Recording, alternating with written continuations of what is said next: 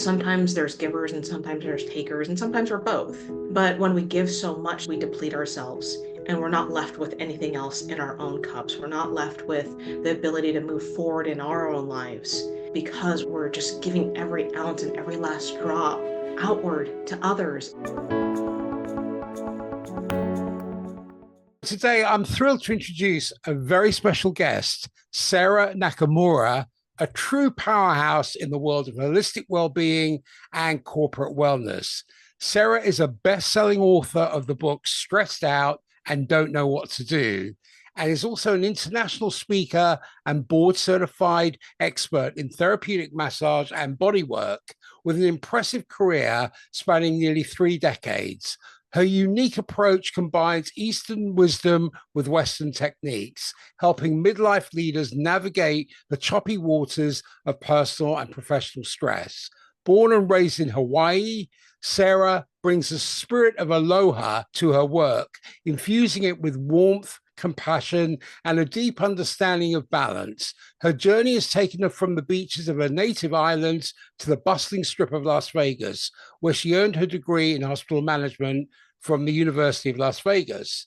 But Sara's expertise doesn't stop there. She's armed with a master's level certification in NLP, or neurolinguistic programming, and hypnotherapy. She's trained in mental health first aid and continuously expands her knowledge in cognitive behavioral treatments. What sets Sara apart is her ability to blend her extensive background in hospitality and wellness with cutting-edge stress relief techniques. Whether you're a CEO grappling with boardroom pressures or an entrepreneur juggling multiple roles, Sara's mission is clear: to help you simply smile again while mastering the elusive work-life balance. Sara, welcome to the Transcendent Minds Podcast. I'm really excited to learn from your wealth of experience and insights. Give us a little bit about your background, and then we can jump into exploring your journey and how you've become a beacon of wellness in today's high-stress world. First of all, thank you so much for this connection and allowing me to connect with you and to connect with everybody that's here, because I just know that whatever you do, you take it to the next level. I'm just so thrilled to be here. So I just want to thank you for that. I think you said so much of what my background has been in wellness and hospitality. A lot of times there's not a good blend between the two. And for me, growing up in the really relaxing place of Hawaii, growing up in the 24-hour town of Vegas, those worlds tend to not mesh very well, but I've been able to blend it in a really great manner. But a lot of trials, a lot of tribulations, a lot of heartache, a lot of pain in that process, just like everyone else in the world as humans. We grow up and we face adversity. For me, I felt different as a kid and I didn't know how to express myself. I'm highly sensitive and I didn't know how to articulate what was going on for me in my body and also in my external world.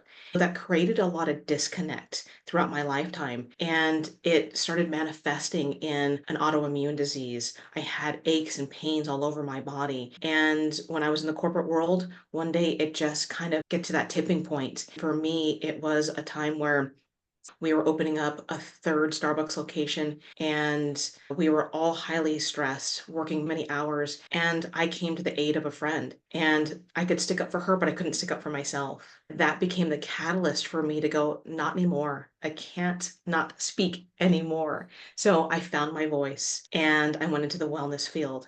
Through that, I've been able to help so many other people. And then I started neglecting myself again. And I went, oh, wait a second. Let's go back to helping myself. Because if I'm not filled up, if I'm not able to function, if I'm not in a good place, how can I help other people? So I went through that model, and I'm sure many of you out there have a similar story where you started helping others without helping yourself. Through the work that I was doing, I figured out that I have to help myself physically, emotionally, and mentally. When it all comes together, that's how we really are able to shine and express ourselves in such a good way. So that's pretty much where I've come from. Your story is incredibly compelling. I read through your book and detailing your personal struggles and the transformation you underwent. It was the quote at the beginning of your book which sets a powerful tone, emphasizing the importance of self-care and self-prioritization.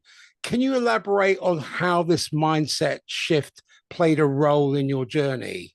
Absolutely. What you're referring to is the quote that I have in my book here.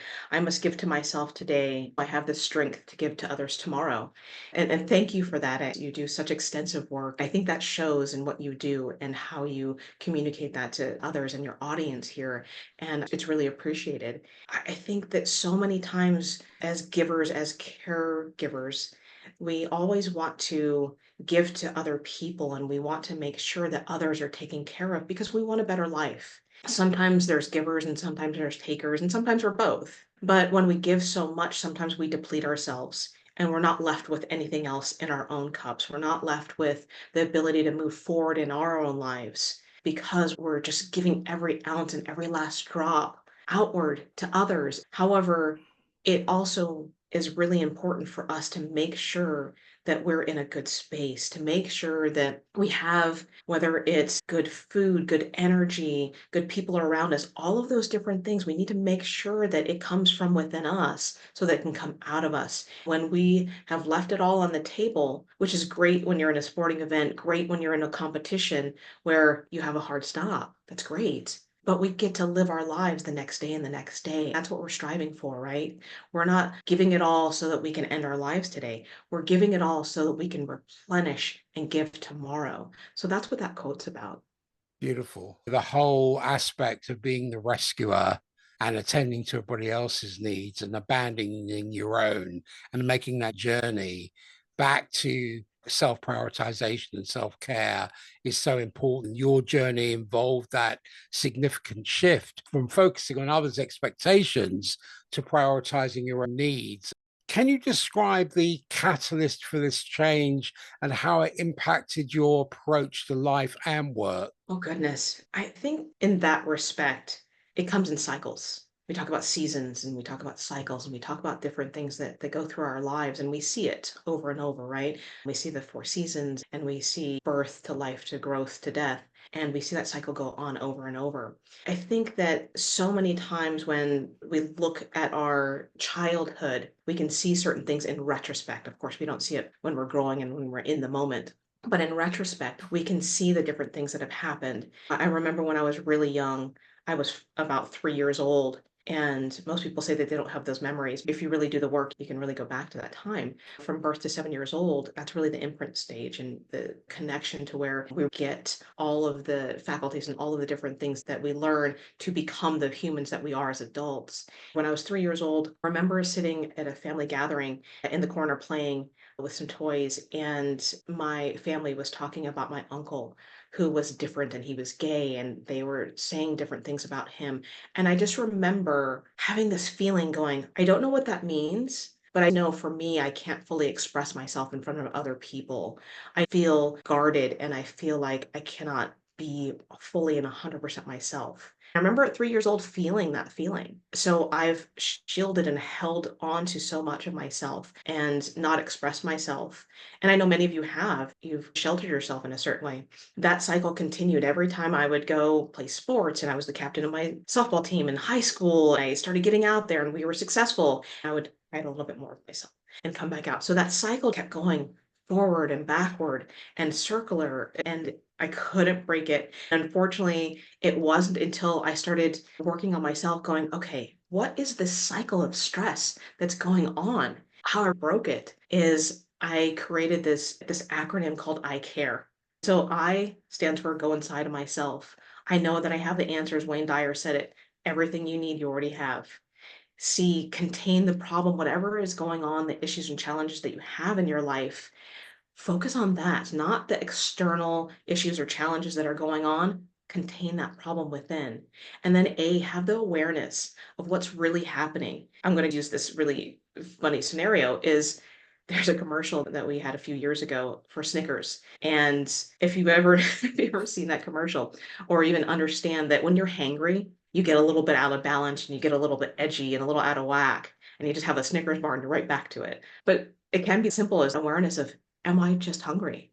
Do I need a little bit of sustenance or do I need a little bit of rest? Have the awareness of what's really going on in your life and then realign What's my priority? What's the number one thing I need to figure out and what's important to me in this moment? Thinking about the future, but also in this moment specifically. How is this going to be the next right step for me? That's realigning and go through that priorities 1, 2, and 3. Not yesterday, not tomorrow, but today in this moment. Realign your priorities.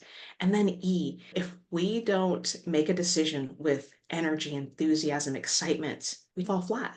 So once you've made that decision, what you're going to do next, get excited about it. Have that confidence in yourself. Even if it's the right step for that moment, trust yourself, trust your heart, trust your intuition, and make that step and go forward. Because once we have that 1% doubt, it creates 100% uncertainty. So that 1% doubt deflates the entire balloon. Mm. So we have to have wholeness and to move forward. That's the iCare system in about 2 minutes. And like you were talking about my book, there's many 2-minute techniques in the book. And when we process some of these really stressful events in our lives, and they're really heavy things that go on for us, but when we distill it down and we can have a technique that we can go, okay, here's how I work through it. Here's how I move through the next thing and the next moment to get past the challenges that I have in my life, we can all thrive. That's why I wanted to really pull all of these really deep things down into something nice and simple and functionable so that we can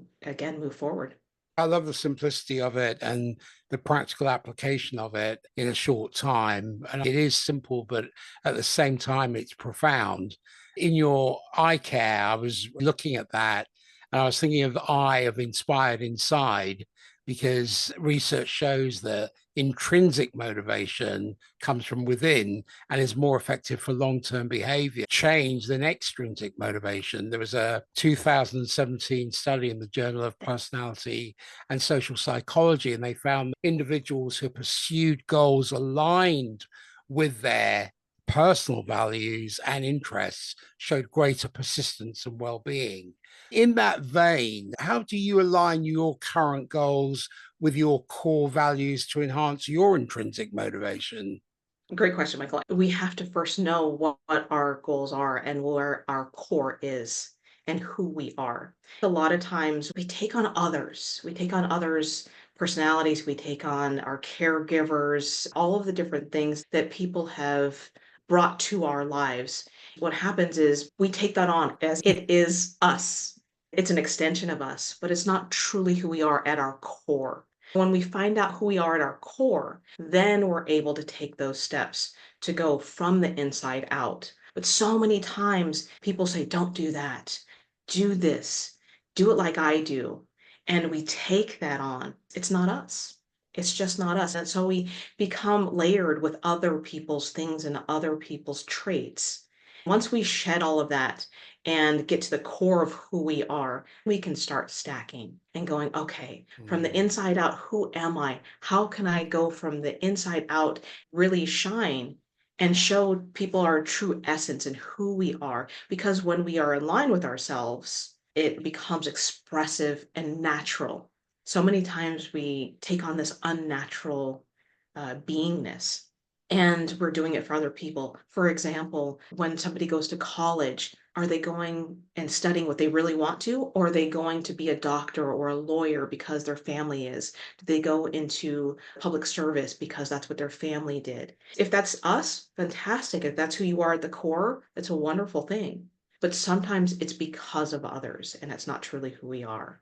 When we put those two worlds together, we're able to move in that direction clearly and more naturally. In terms of the C, which is contain, is that correct? Yes, it is, isn't it? Yes, Contain. yes. From many studies has demonstrated the negative impact of excessive exposure to negative information. There was some research in the Journal of Experimental Psychology that found brief exposure to negative news in the morning can increase stress and decrease productivity throughout the day. My question is, what specific strategies can one implement to limit their exposure to negative influences without becoming uninformed? Great question. It takes 10 positive interactions, 10 positive thoughts to equal or negate one negative. If you take it from that perspective, the first thing you can do in the morning is have a great routine. For me, when I get up in the morning, Before I even open my eye, I say something of gratitude. I am healthy today. I'm excited today. I get to be with Michael today. I get to launch this book today. Whatever that is for you, come up with something that's positive for yourself. Then you start off the day with there's one positive. I open my eyes, I stand up, I salute the sky and go, hello, sky. And I do a little stretch. That's two positives. I start moving my body just a little bit. That's three positives. I drink a glass of water that's right by my bedside. That's four positives. I look at myself in the mirror. I smile at myself on the way to the bathroom. That's five positive. I go to the restroom. That's what we do. It's natural in the morning. I go, thank you for being able to have this body that functions and it works. And I'm able to let go of the negative things that are in my body and start replenishing. That's six, that's seven. So when you start doing things like that, and they're simple things because it's what we do, it's our attitude that we have with it. Where are we coming from? That intrinsic part that you're talking about. Are you just going, oh, I just couldn't wait. I had to run to the restaurant today because I drank too much water last night? Or are you going, wow, my kidneys are functioning well. Thank you for filtering. Where are you coming from? So that's what that part of it is. And in containing the challenge and containing the problems that we have, sometimes the weight of the world feels so difficult. We're in this climate where there's so much information. And like you were talking about, that negativity, especially in the morning, and it sets your day. But also, we're in this climate where in the United States, we're going into a season of another election for our government and our president. And we're taught, don't talk about politics, don't talk about different things. But here's the thing, going back to who you are at the core level, what's important to you? If there's all these issues that are out there, are they your fight? Are they your issues? They probably aren't. What's important to you in this moment? For me and my core, I want to be able to express myself. I want to be able to have the freedom to go, hey, this is who I am. Love me, or we can move on. And that's okay. That's what I'll fight for, and that's what I'll move toward. So, everything, not everything, I like to think it's everything because we're human. We don't always do things 100% all of the time.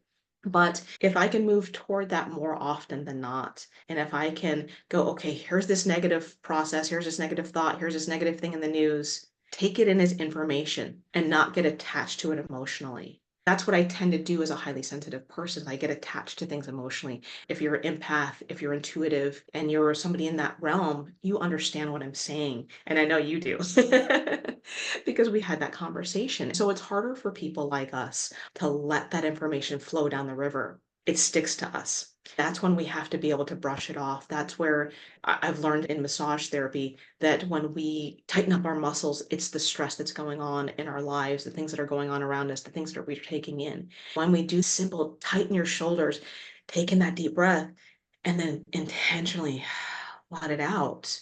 That's very simple. I know you've probably heard it over and over, but are you practicing it?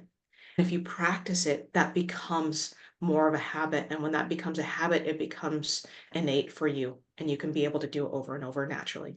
That's so important because with that ecology of practices you do in the morning, it means that you move into the day as distinct from the day moving into you. So you have some directionality to it by practicing gratitude, by being able to say, I am grateful. I am grateful for my kidneys working. It's the I am. You start to move into the day with a greater energy and you're more true to the essence of who you are as distinct from the personality. That's for another conversation. But moving on to awareness, because that's the A in iCare. And mindfulness practices, they've been shown to increase self awareness and improve decision making. And there's been meta analysis in clinical psychology that shows mindfulness based interventions are effective in reducing anxiety, depression, and stress. How might incorporating regular practices, mindfulness practices, using an awakened awareness enhance one's awareness of their thoughts and their emotions and their behaviors? Awareness is very crucial. And sometimes we just flow through life, just letting things happen to us. If we're out driving and somebody's cutting us off, that's happening to us. right? And if we are driving and we see somebody and have the awareness that they're going to come into my lane, you can let off the gas and let them in. Having that awareness of, hey, maybe they're in more of a hurry than you are. Maybe they're not as cautious or careful as you are. Having that awareness and going, hey, it's okay for that person to get into my lane in front of me because I understand I can slow down or I can back off, or I can change lanes also and get into a different lane. Having the awareness of being proactive rather than reactive, having things happen for us instead of things happening to us. That awareness that comes from within, again, that self-awareness. And I'll talk about this self-awareness in a moment. But when we have that communication with ourselves and others, like you talked about ecology, start with self first. When we come from that place of understanding, we're able to connect to others in an easier capacity because we have more information to take in what is their intention, what's going on for them, and go, what's going on for me? And I can act upon that rather than, oh my goodness, somebody cut me off on the freeway. I'm going to give them the your number one sign with a different finger and create something that's negative because we're taught to be reactive when we go back to what we were taught, as well as our survival instincts of, okay, we have to fight or flight. So many of us engage in the fight and we ramp up our emotions, we ramp up the anger, we ramp up the frustration, and it shows. It's showing in the world right now, and it's showing in our lives right now in the connection that we have with our significant others. Significant others meaning our colleagues, our neighbors, our loved ones, because we're all interconnected. And if we don't have that self awareness of where am I coming from, then how is someone else going to understand us? So that's where the self awareness really comes in. Using the car situation, you are hemorrhaging and leaking power by giving your power away. Because number one, they can't hear you. You have to do some kind of sign. But what you're doing is you're actually leaking power and you're giving that away. That's not empowering, that's disempowering. It's a sympathetic response. You feel good by doing that because you're reacting to it, as distinct from responding to it and say, sure, go ahead. I used to be like that when I was much, much younger. If people would cut me up, I would get furious about it. Whereas now I let it slide by because I don't want to be leaking my power. I certainly don't want to give it away. That's a really important point you've highlighted. If people want to know more about the iCare, they can buy your book and go through it.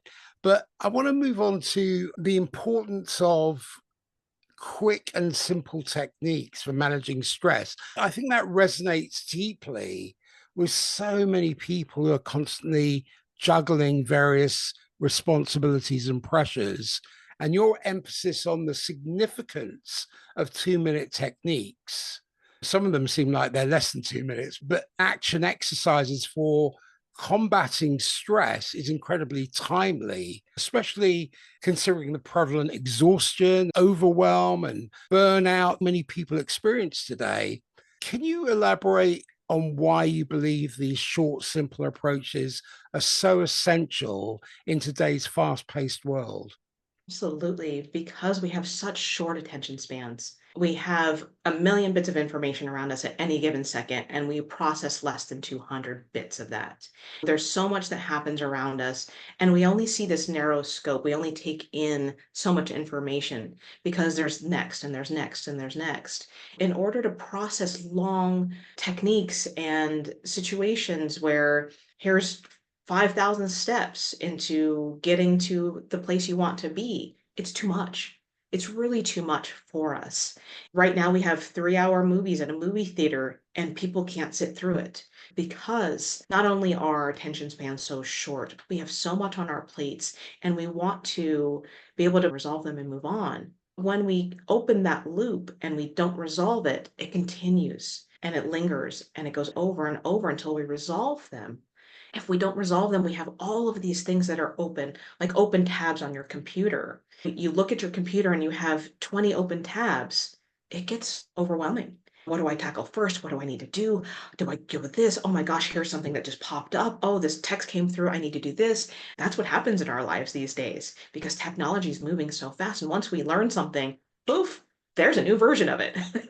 That's why, again, distilling techniques into 2 minutes or less than 2 minutes, going back to the scenario of driving in the car. If you just put your hand on your chest, that's a CB17. It's a calming point in Eastern modalities. And this is what we do with our animals a lot of times. When your dogs are anxious, you rub their chest. And when we do that to ourselves, it's a calming point that helps us to get back into our bodies and go, oh, okay, let's be calm. It's right next to your heart also. It's next to your lungs. It helps you to bring down your breath, be aware of it. That's something that takes you 5 seconds rather than 2 minutes. So something that quick and simple and easy. Something as simple as when you're driving, that person does cut you off.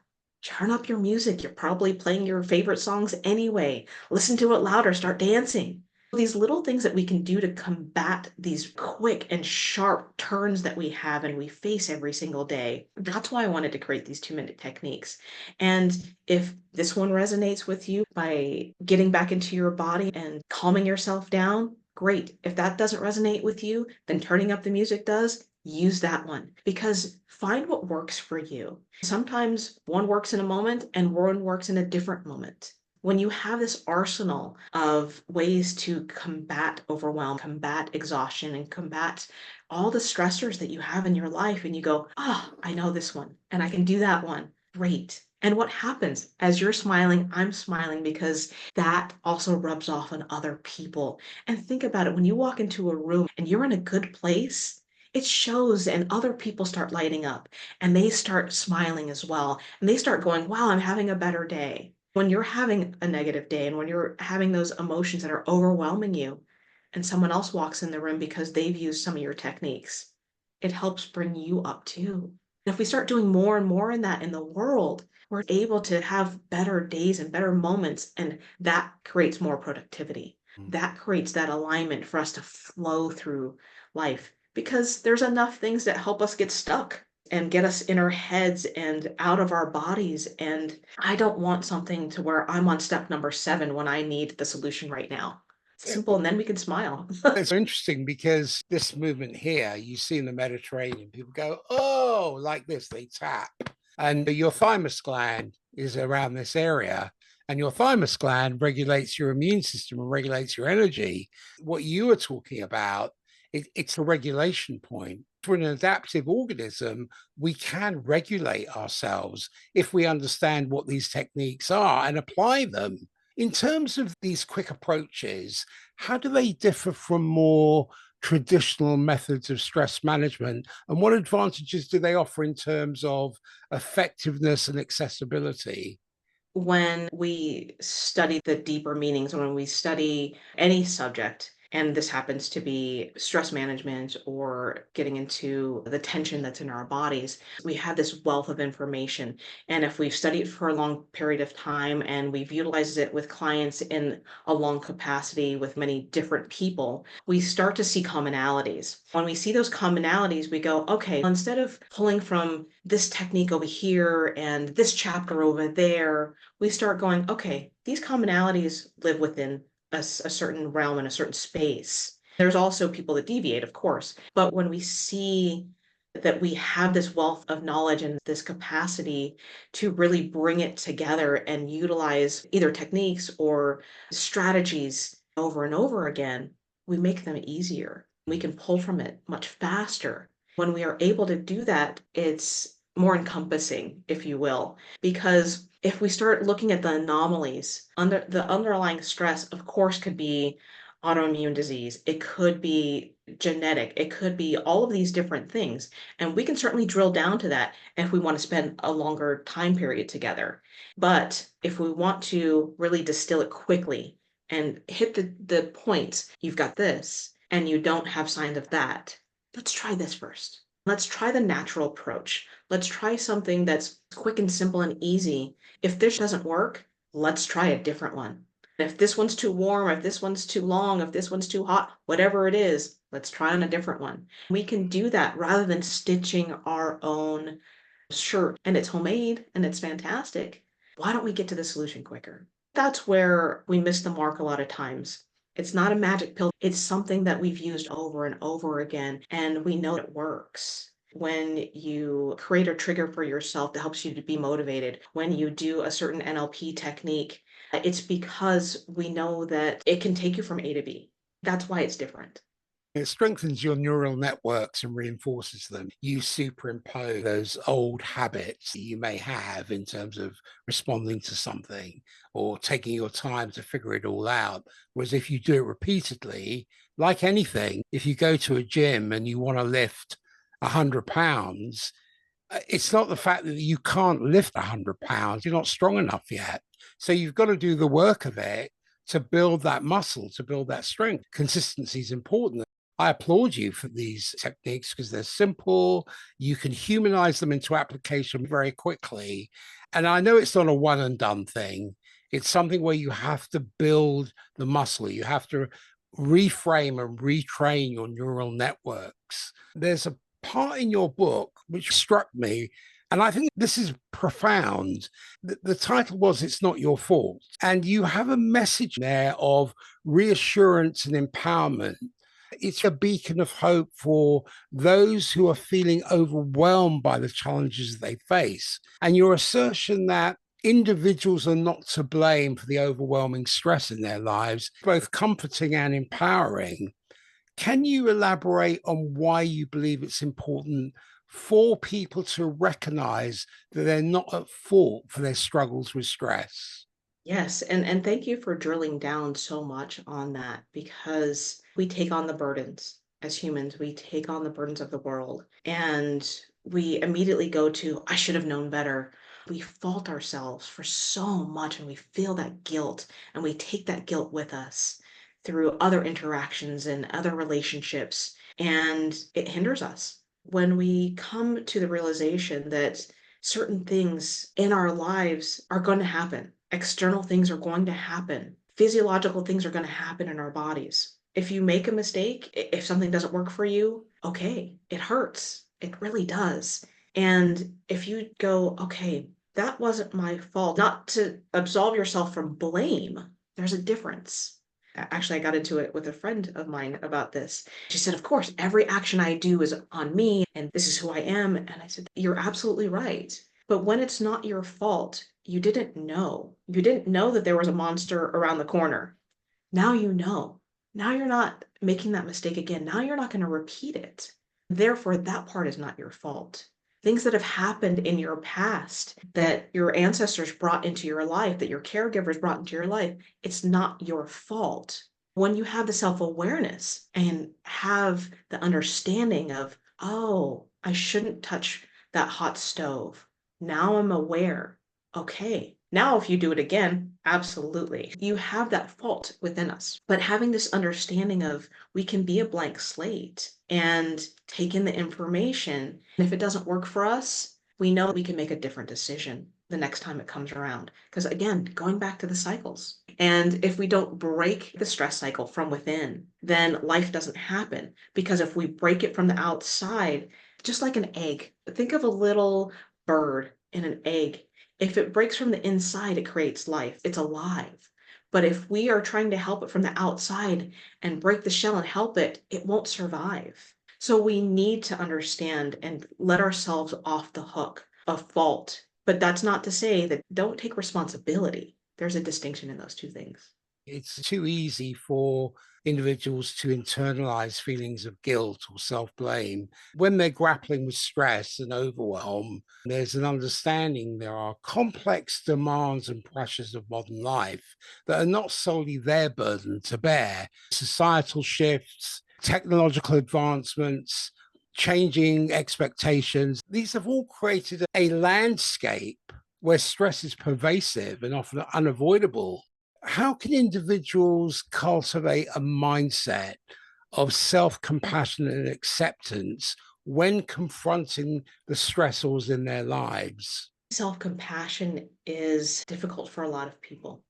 I know at many points in my life, I didn't have self compassion and I hurt myself, whether it be eating too much, drinking too much, not getting enough sleep, exercising too much. At one point of my life, I exercised every single day and I was exhausted by the end of the day.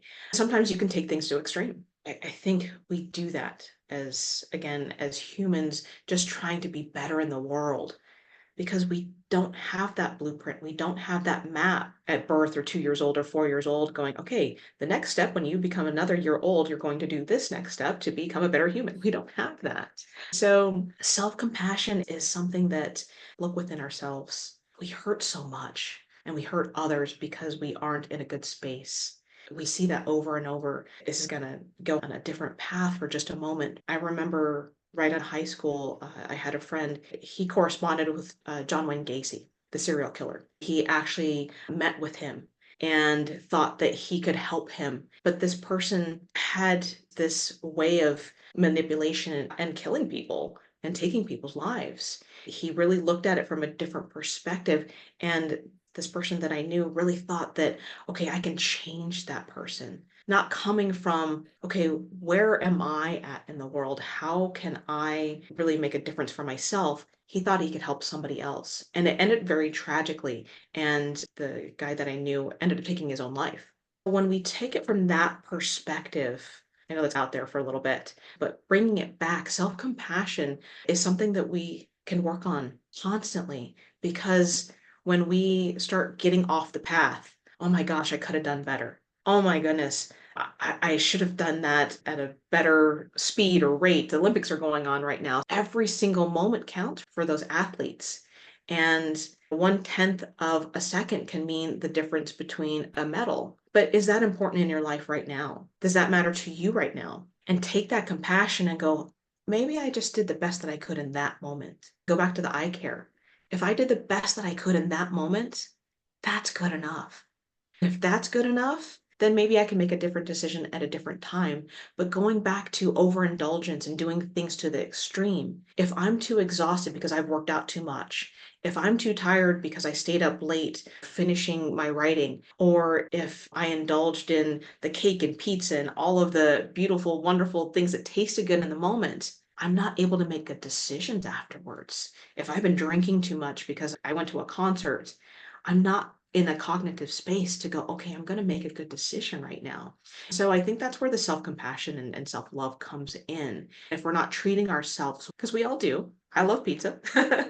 If we continue to make those choices that don't work for us, then we're not able to have that self-compassion later because we're in such a state of being in recovery and how do I just get past this moment and how do I feel better if it's a hangover or you've worked out too much like you were talking about the lactic acid hurts you so much you can't even get up to walk. We do that to ourselves. That's self-imposed. We say it's because of the stressors of life. When I'm in massage therapy and I have clients on the table and they're going, I have a pain in my neck because of XYZ, because my children are stressing me out, because of work obligations. When we're not giving ourselves compassion and we're not letting ourselves off the hook, going back to it's not my fault. If we're not saying, okay, that's the best I could do in that moment, let's make a different decision later. We're going to fall into that trap and do it over again. You mentioned individuals have all the pieces to their puzzle, and it's about putting them together where they naturally fit. Can you provide some guidance on how individuals can identify and assemble these pieces to create a more balanced and fulfilling life? I love how you put that. And when I talk about it in the book, if you've ever put together a puzzle and you're putting together the pieces, and a lot of times we start with the border, don't we? So we start with our core, we start with our values, and we go, okay, who are we and how are we reframing our lives? We know there's an end piece. And you're just trying to cram in this puzzle piece that doesn't fit. We want so badly for it to fit. Sometimes we keep repeating things over and over that don't work for us. Maybe it's a career choice. For me, I went into hospitality management, which served me for a good while. I learned a lot from it. But that corporate run of stepping over other people to get a higher position is where I was at. And I did it over and over. And I put in more and more hours. And I gave blood, sweat, and tears in that position. And I kept seeing other people get promoted over me because of various reasons, that a different conversation.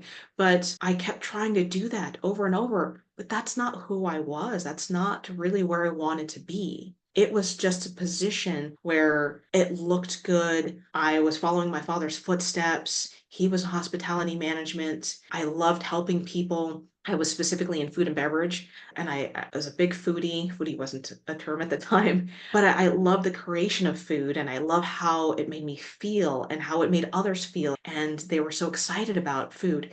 And it was that place where, although I loved elements of it, it wasn't me. So I think we repeat that cycle over and over a lot of times, trying to put that puzzle piece together. All I needed to do was turn over a different puzzle piece and go, oh, health, well-being, helping others, and wellness. That's my puzzle piece. Here it is. It's been there the whole time. I just hadn't turned it over. Put that where it belongs. And where that belonged was for me to get into massage therapy, for me to start studying the body, the mind, the physicality, the spirit, all of those different things so I can help others in that way. Because what did it do? It helped me to get healed and to continue this path. I could have stayed on the other path and I probably would have been as successful in different ways, but it wouldn't have lit me up and had this overwhelming joy that I have when I do this kind of work. So for you, whatever that is, turn over that puzzle piece, see where it fits naturally in your life, and try different pieces. Try different things, explore and research. Maybe it's writing, maybe it's taking a class, maybe it's ending a relationship with somebody that no longer has similar ties that you do. Whatever that is in your life, you can turn over that puzzle piece and don't try and cram it in. Don't try and make it fit. It should fit naturally.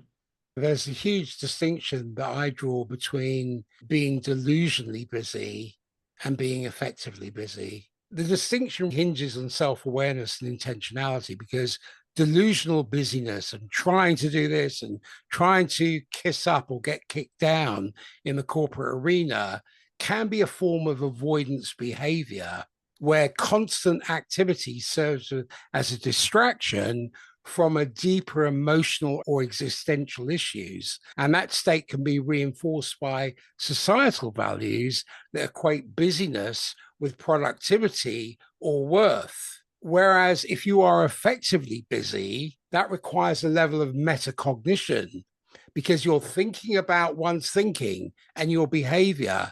You're shaping your agency. It involves regular self reflection and clear goal setting and the ability to align your actions with your values and your long term objectives.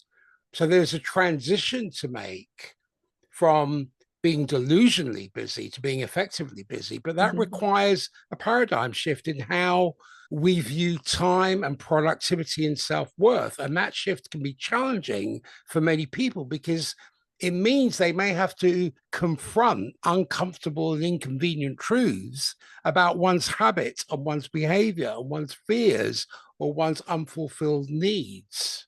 I had a mentor one time, and she would say, you're getting ready to get ready. And I didn't get it at the time, but it was, we're creating this busyness. We're creating checklists and we're creating things to go, okay, I'm not going to publish my book because this period isn't correct. This chapter doesn't look good. This picture isn't aligned. Whatever it is, we're getting ready to get ready rather than taking that step, hitting the button, hit publish, and let's go. And when we hit go, yes, can make mistakes, and yes, we'll fall down, and yes, it will hurt. However, we're stumbling forward rather than getting pushed backwards.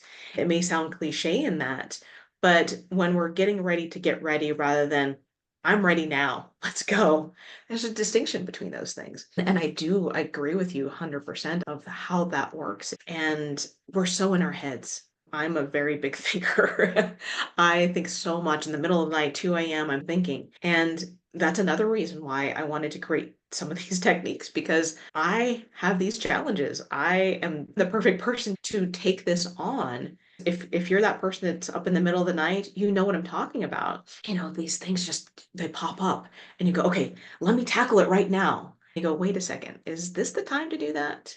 And when you train yourself to go, no, let the conscious, the subconscious come together. Let's take that on at 7 o'clock tomorrow morning or after we brush our teeth or whatever that time is for you. If we start training ourselves in that way, we're able to do it a lot easier, but it's still going to pop up. Those thoughts are going to pop up. But what do you do with it? Do you hold on to it and take it on and make it stressful and stop yourself? Or do you take it on and go, okay, now we can do that. Now it's the time.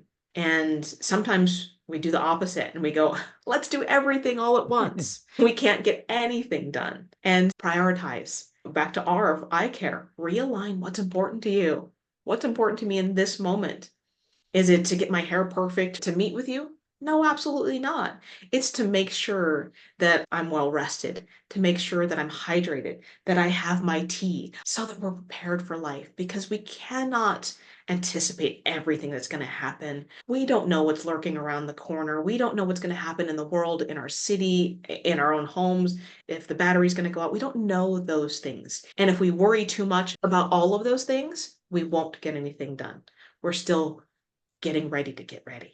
So if we just take that action and do it with enthusiasm, doing it with excitement, we're going to and fall have forward. and have tears on the run. That's right. Hit publish and have tears on the run. That's right. Um, I was just listening to Ed Sheeran, and he was saying that the successes don't come from success. The successes come from the failures. And we don't talk about the failures. Let's talk about failures. Let's yeah, fail together. Because when we see somebody successful, I guarantee you, I know this for sure. There's something underneath it. There's something that's not working for them. There's something that's disaligned. 100% there's something because we're not perfect. We are not perfect. if you look at the word failure by anagram, it's if a lure. I love your brain. I love your brain. And before, as we talked about community, we don't have enough community. We try and do things all ourselves. We have this individualism, not because we want to stand out necessarily, but we do stand out. But when we come together, when we have the common unity and we create that, we're stronger. We're Mhm. stronger than just ourselves. Oh, It's definitely. that lock and key. Definitely. Yes. I'm big on responsibility for shaping my agency. What role do you believe societal and cultural factors play in shaping our perceptions of stress and responsibility? And how can individuals navigate these influences to foster greater resilience and self empowerment? It is a big question and it's a very profound question and it's multi-layered. I think the simple answer is what we take in, what we believe we perceive. And when we perceive it, then we believe it, even if it's not true. When we're around others that are constantly in helplessness, we become helpless. If we surround ourselves with resourcefulness and shape ourselves around solutions and problem solving, not in a sense of everything has an answer, but if I'm feeling terrible, if I'm going through loss, if I'm going through grief, as the audience doesn't know, but my friend passed away several months ago, and I physically felt ill. She was killed several states away, but my body knew. And when we start tapping into our intuition, when we start opening ourselves up to other answers and other ways of communication, and it starts to let in a different type of education, a different type of light and resourcefulness and ability to connect to others in a different way, the solutions start becoming more apparent.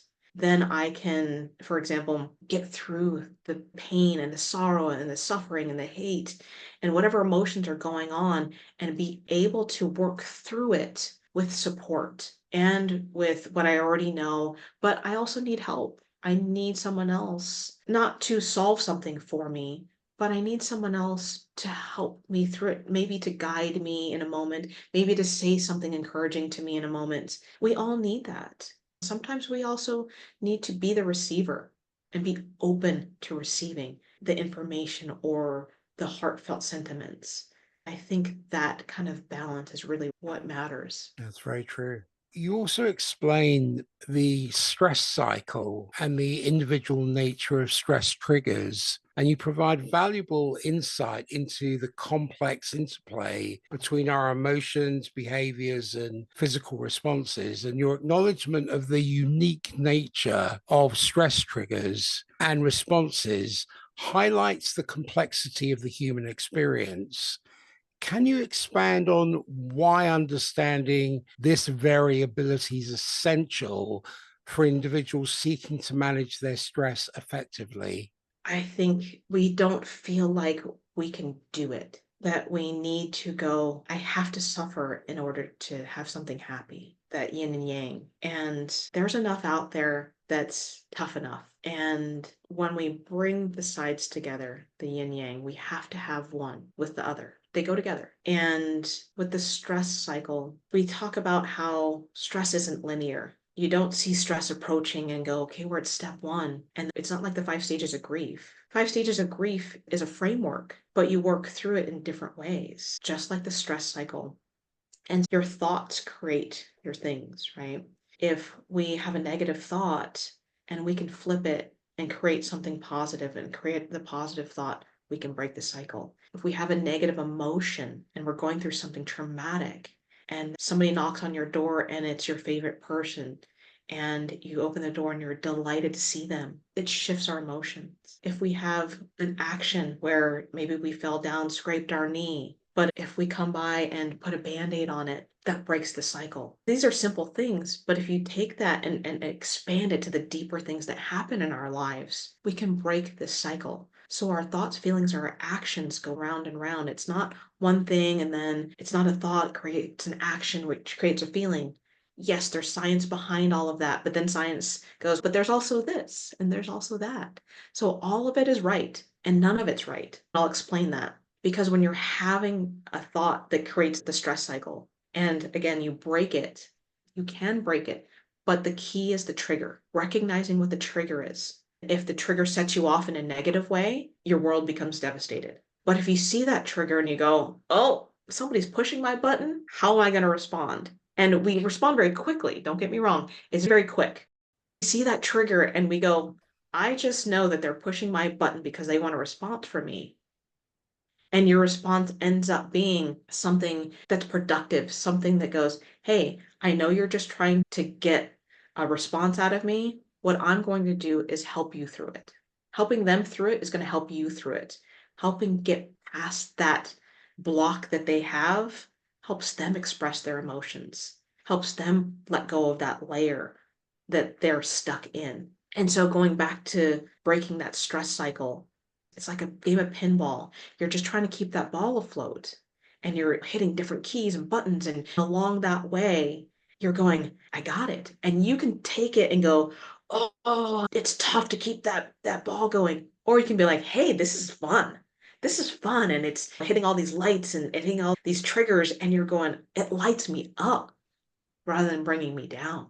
So it's perception. Going back to your question before about perception. That's the way it can be. And I think that's why I view it that way and bring it to light for people because life is stressful.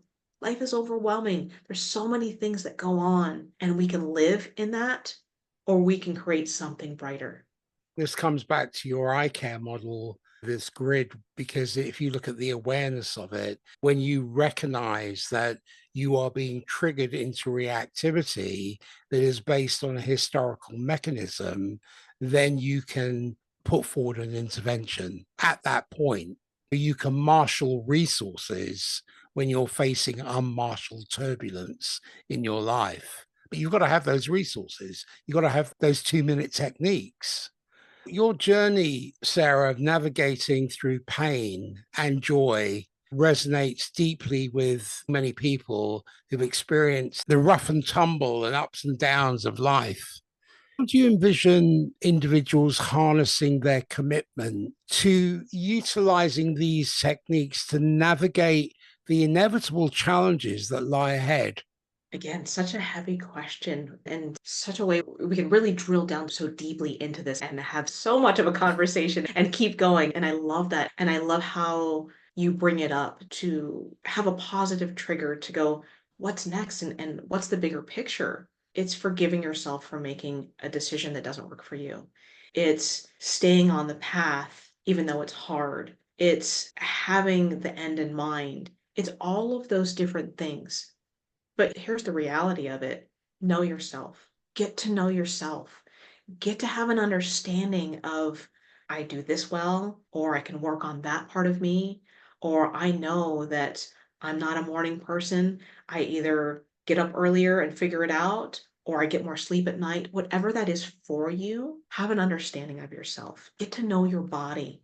Get to know your actions and reactions because every body talks. And when I really drilled down on my body's talking to me, I was having panic attacks, my hair was falling out, and I still remained in the job that I was in.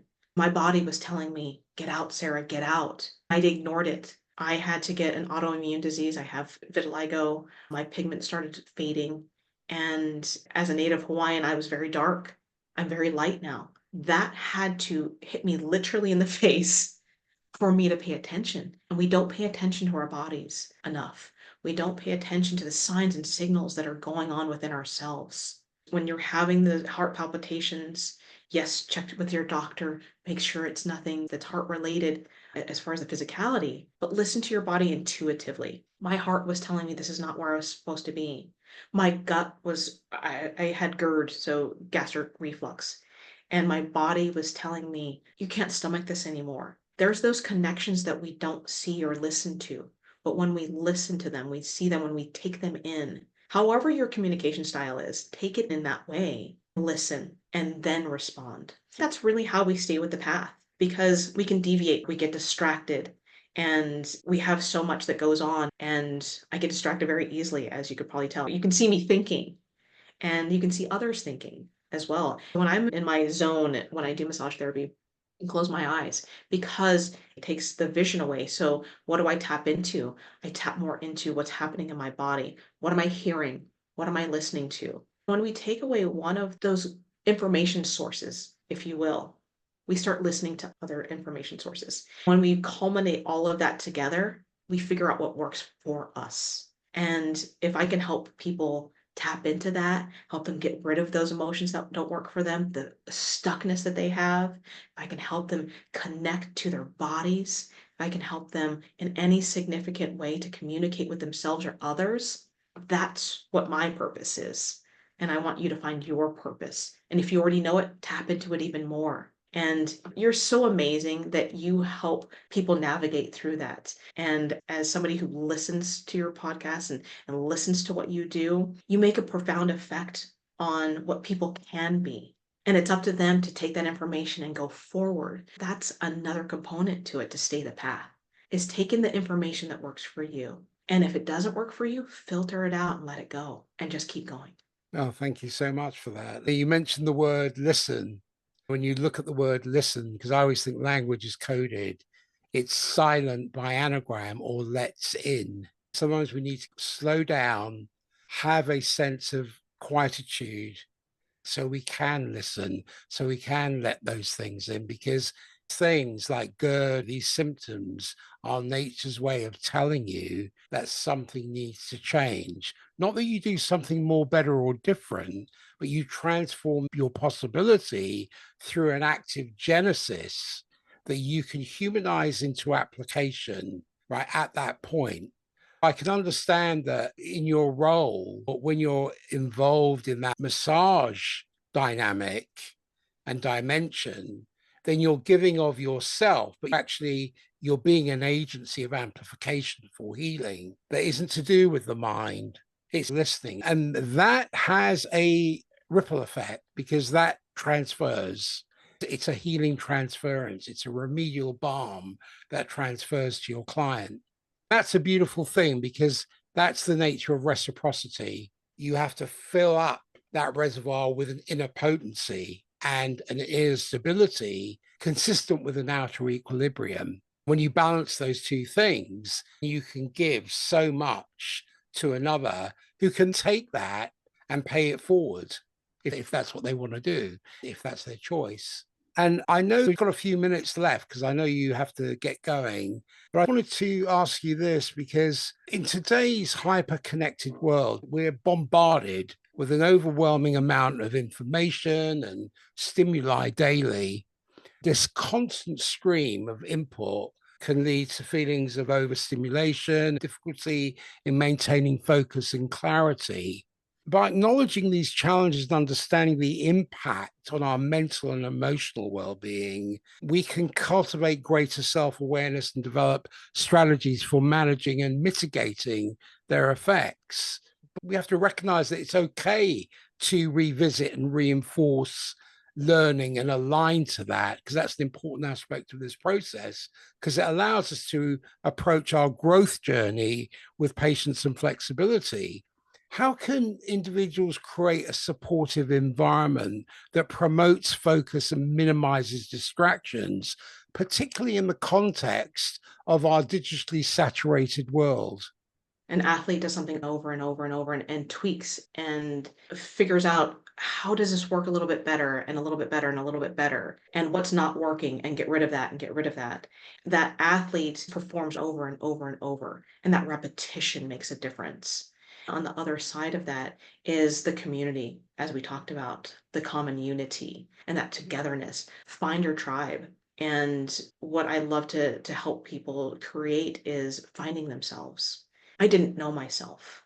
I didn't have that confidence in myself, that self-love, that self-compassion that we talked about earlier. I've known many people to let go of life. I've also known people to fight for their lives and to be a conduit of change that we talked about just a minute ago of healing. We can help others by helping ourselves. If I'm giving to myself today, I have the strength to give to others tomorrow. It all comes together. It's all symbiotic. When it's in place and when it's flowing, you feel it. When it's not, you feel the stagnation. We have different chapters in our lives, and know that's okay too, because we don't always have to be productive. We don't always have to give. We don't always have to move forward. Being in the same place, even taking a step back, it's all okay. Having that understanding, that's part of the cycle. That's so important. If we really sit in a silent place, and silence can be different for different people. It can mean that you're alone. It can mean that you're meditating. It can mean that you're taking in your favorite music. It can mean that you're in nature. It can mean that you're in a crowded room at a concert. Whatever that is for you, there's a silence and a peace that starts to happen.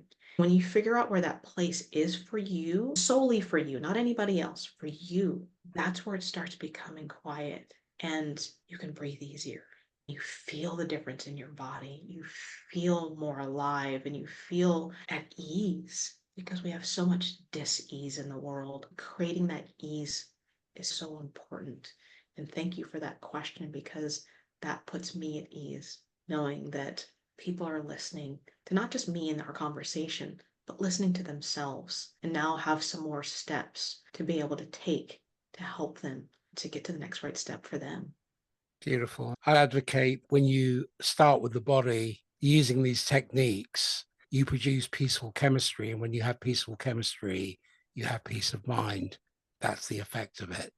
I want to thank you, Sara, for sharing your invaluable insights and expertise with us today. Your holistic approach to stress management and wellness, rooted in decades of experience in your iCare system, offers listeners powerful tools to navigate the complexities of modern life.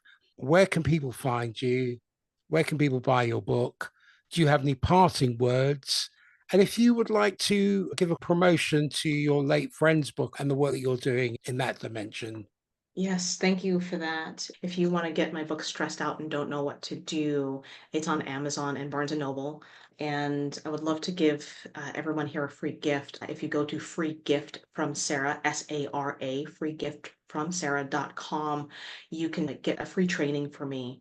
And I give some insights about what we talked about today in a different capacity that will connect you to me and me to you by sharing this gift that back and forth together is important. the reciprocity. That's the word I was looking for. Mm. As you were talking about, my friend passed away and we were massage therapists together. We did all of our NLP work together, and she passed away before she could get her book published. Her name is Kat Mullen. Kat Mullen. And her husband tragically died on the same day and left 3 children who are now parentless. Her book was about self-awareness and communication. Since we did our training together, it was a book that I resonated with, that I actually know in and out all of the information and techniques in this book as well. It has insights and stories from her. But what I did was I teamed up with one of our friends who is a grief expert. We co-authored this book together and it's actually launching today. It's called Self-Awareness and Communication, again on Amazon. If you look me up, Sara Nakamura, Sara Nakamura, Nakamura, M as in Mary, Mura, you can get this book, and all the proceeds from this book are going to help Kat's 3 children. It's such a heart project because if you can see the cover, for those of you that are on here, if you're listening, please pick up the video and you can see this, but there's a ripple effect. The ripple behind the feather in the water is the ripple effect of not only what my friend Kat had to convey to the world and communicate to the world, but the ripple effect of what we can do with our own legacies and continue hers by continuing your legacy. And that ripple effect of change that we can have with one another and communicate with one another. And her eldest daughter, who's 13, said, my mom wanted people to know that they could communicate without fighting. And that's so profound, because when we tap into everything that we've been talking about, everything as far as communicating with ourselves, when we do that, able to have this wonderful ripple effect that can last beyond our years here on earth. That's where I want to leave this. What is your ripple effect? How are you connecting?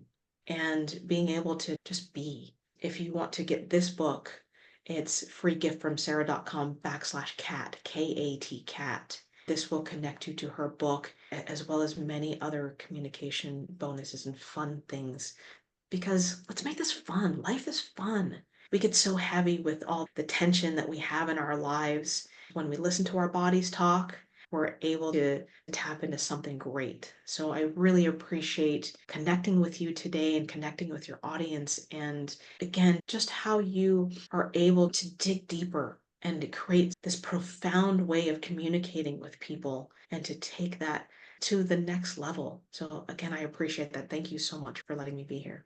You're most welcome, Sarah. What's important to also stress is the ripple effect doesn't go in one direction. A ripple goes in many directions. The work that you're doing, and I would put a proposition on the table for you if you would like to come back on with your colleague, the grief expert, and let's talk about her book and promote it. Please, that would be lovely. And thank you so much for that opportunity, because the world needs it. Needs to be able to get through the difficult things in life. I really appreciate that. Thank you so much. Send me all the links. I can put them in the show notes. If you found value in today's discussion, please take a moment to like and subscribe to our YouTube channel. By doing so, you'll stay updated on future episodes featuring more expert guests and transformative conversations. That would be greatly appreciated, because your support helps me to continue to bring you high quality content and spread the message of holistic well-being to a wider audience. Together, we can create a community or common unity dedicated to shaping your agency, personal growth, and constructive and positive change. Thank you so much for tuning into the Transcendent Minds podcast. Until next time, remember to take good care of yourselves and stay inspired.